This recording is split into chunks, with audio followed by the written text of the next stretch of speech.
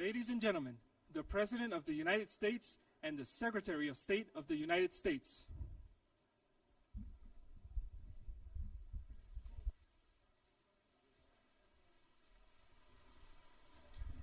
Well, thank you very much. I want to begin by thanking the Prime Minister and President of Vietnam.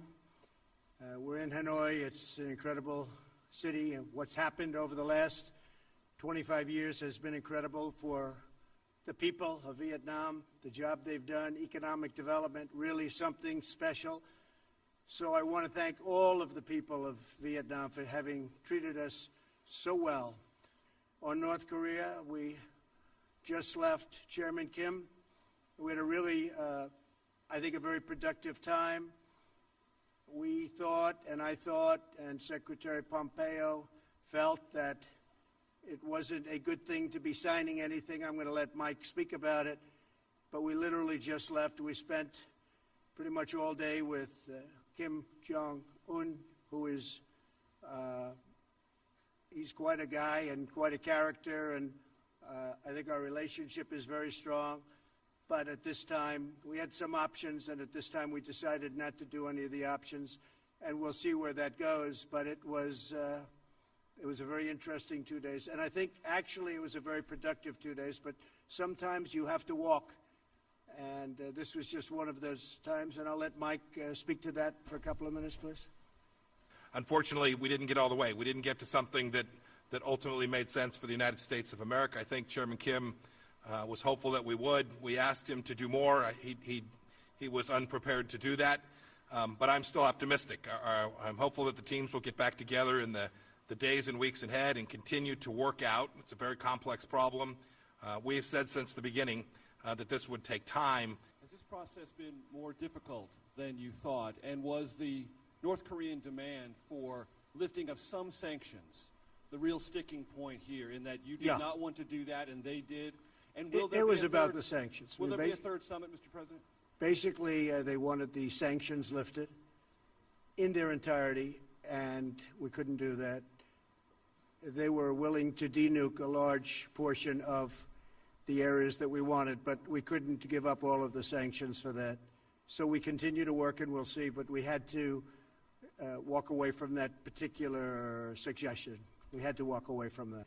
And one of the things, importantly, that Chairman Kim promised me last night is, regardless, he's not going to do testing of rockets and nuclear, not going to do testing. So, you know, I trust him, and I take him at his word. I hope that's true. But in the meantime, we'll be talking. Mike will be speaking with his people. He's also developed a very good relationship with the people, really the people representing North Korea. Thanks, Mr. President. Did you commit with Chairman Kim to a next summit during your term? No, we haven't. No.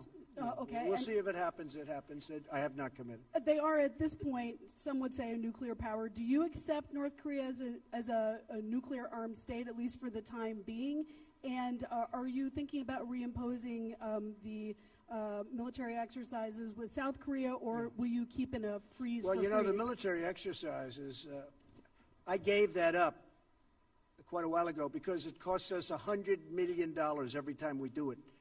And then they come and they drop millions of dollars of bombs, and then they go back. But we would spend, we spent hundreds of millions of dollars on those exercises, and I hated to see it. I thought it was unfair. And frankly, I was sort of the opinion that South Korea should help us with that. You know, we're protecting South Korea. I think they should help us with that. So those exercises are very expensive. And I was telling the generals, I said, look, you know, exercising is fun and it's nice, and they play the war games. And I'm not saying it's not necessary, because at some levels it is, but at other levels it's not. But it's a very, very expensive thing. And, you know, we do have to think about that too. Debbie Edward, ITV News. At which point did it become clear to you that you wouldn't be getting a deal here in Hanoi? The language from yourself and Kim Jong-un was very positive last night and even this morning, and therefore was it a mistake to come I think here? the language was good all throughout. The language has been good even now, but you know, I don't go by language, because we had probably the toughest language in the history of diplomacy, if you call it diplomacy, at the beginning, and yet we became very friendly. I don't believe there was any tougher language ever than that. But again, this was something that should have been handled by other presidents long before me. But Channel A, 동아일보, South Korean media outlet here. I'd like to ask you, you said that we do not particularly know when North Korean leader will be willing to come to the table and take the actions that's been required. If that's the case, would the U.S. be willing to strengthen the sanctions and perhaps put the pressure on North Korea to move forward? I don't want to comment on that. I can just tell you this, that we have very strong sanctions. I don't want to talk about increasing sanctions. They're strong. They have a lot of great people in North Korea that have to live also, and that's important to me.